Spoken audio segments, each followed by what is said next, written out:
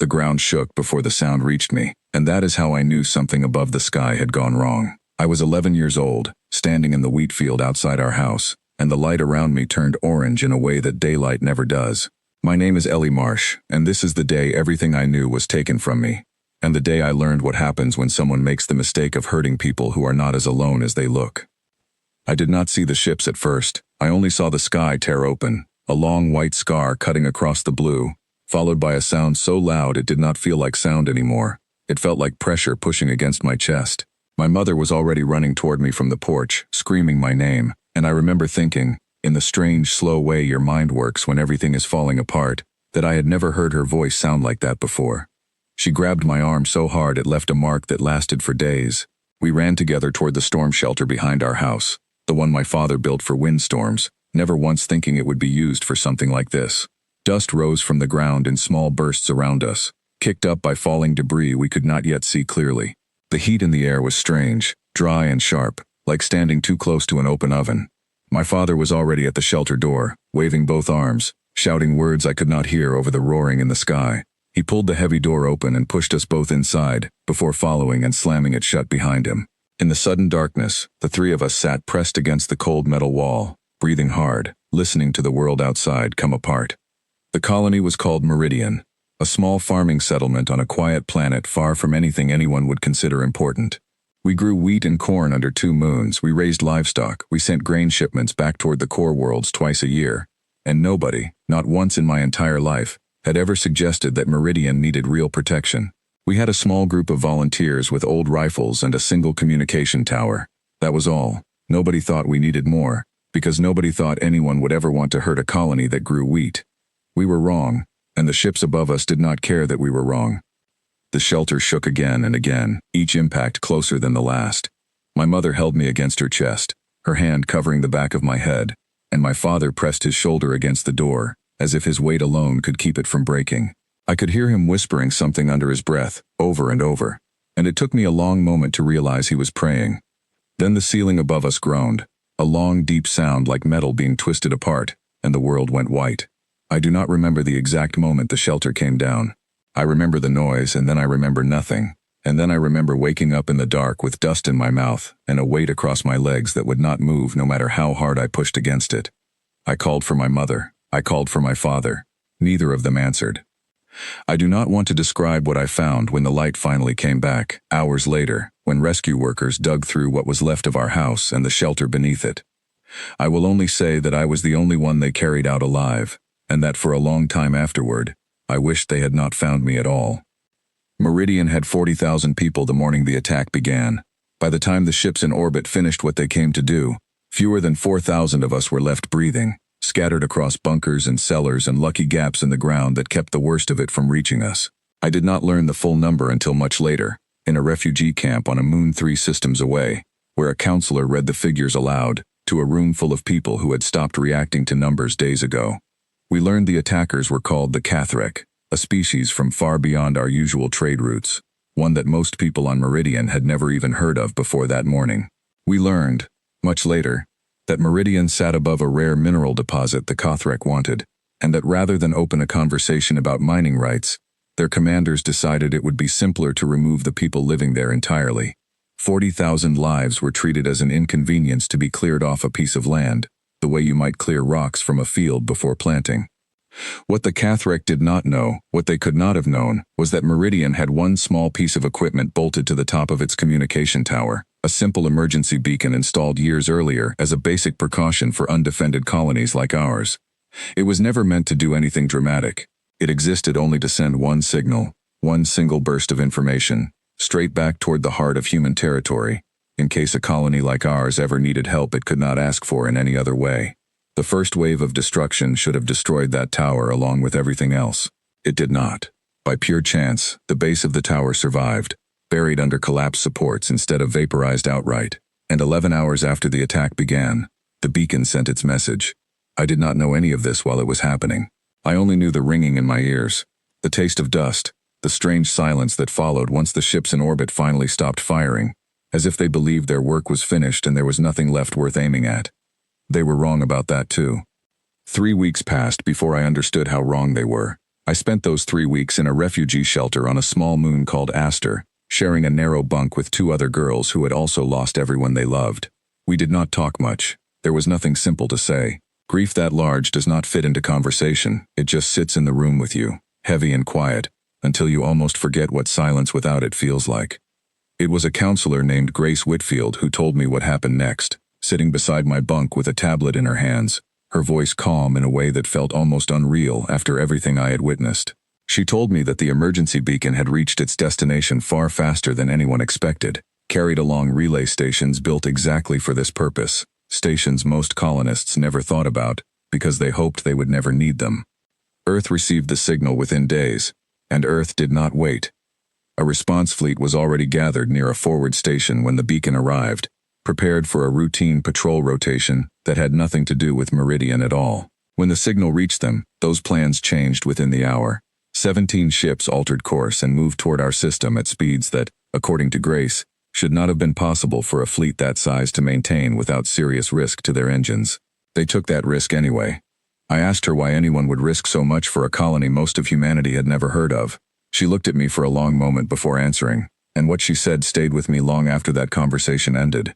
She said that Earth had learned a long time ago that if you let anyone believe a distant colony can be destroyed without consequence, you are inviting the same lesson to be taught again and again at other colonies, to other families, until nowhere feels safe anymore. The response was not only about Meridian, she said. It was about every quiet farming world like it, scattered across human space, each one believing itself too small and too far away to matter to anyone who might wish it harm. The Kothrek forces occupying our system did not expect a response at all. Their own reports, recovered afterward, showed that their commanders considered Meridian a completed operation, a resource site now cleared for use, with a small occupying force left behind to secure the mineral deposit beneath our ruined fields.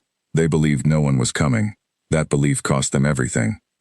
When the human fleet arrived, their sensors first read the incoming formation as a single enormous vessel.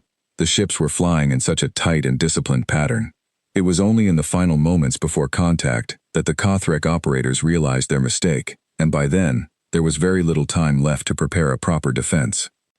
I have since watched the recovered footage more times than I can count, not because I enjoy it, but because some part of me needed to see it, needed proof that someone had answered for what happened to my family, and to everyone else lost that day. In the recording, the Kothrek ships try to organize a defensive position, but the human fleet does not slow down to negotiate or to issue any kind of warning. There is no message sent asking for surrender. There is only a coordinated approach, precise and unhesitating, each ship moving exactly where it needs to be, as if the entire fleet were a single mind, rather than 17 separate crews. Within minutes, 2 of the 4 occupying vessels lost primary power, unable to raise their defenses in time. The remaining 2 attempted to retreat, rather than continue an engagement they could not win. The human fleet allowed them to leave. I remember asking Grace why they were allowed to escape instead of being stopped completely. She explained that letting a defeated enemy return home carries its own kind of message, one that spreads faster and further than any single battle ever could. Every ship that limped home with damaged systems and an incomplete report became a warning broadcast across the Kothrek's own territory, whispered from crew to crew, that human colonies were not the easy, undefended targets they had been led to believe.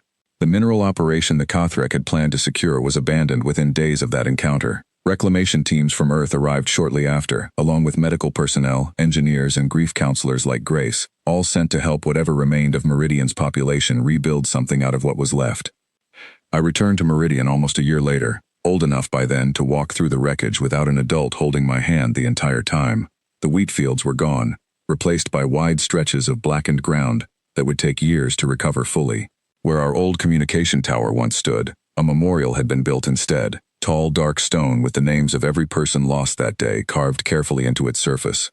I found my parents' names near the base, close enough to touch, and I stood there for a long time without saying anything at all. Not everyone who worked on Meridian's reconstruction had lived through the attack themselves. I met an engineer named Daniel Cole during that first visit back, a quiet man in his 30s who had been part of the original response fleet, though he never spoke about that day as though it made him important. He told me instead about the families slowly returning to rebuild homes on land that still remembered what had happened to it, about new wells being dug, new houses framed out of fresh lumber, new fields being tested to see what could still grow there. He told me that rebuilding a colony after something like this takes far longer than destroying one. but that every small piece of progress mattered, even the ones that seemed too small to notice. I asked him once whether he thought it was worth it, sending an entire fleet across such a distance for a colony as small and unimportant as ours had once seemed. He looked at me the way Grace once had, careful and honest, and told me that no colony is unimportant once it has people living inside it, hoping for ordinary lives, expecting nothing more than to be left alone to grow their crops and raise their children in peace. He said the fleet had not come only for Meridian. It had come for the idea that every colony deserves to know someone would answer if the worst happened, no matter how far away help might seem. Years passed and I grew older on a rebuilt version of the world that had once tried to kill me.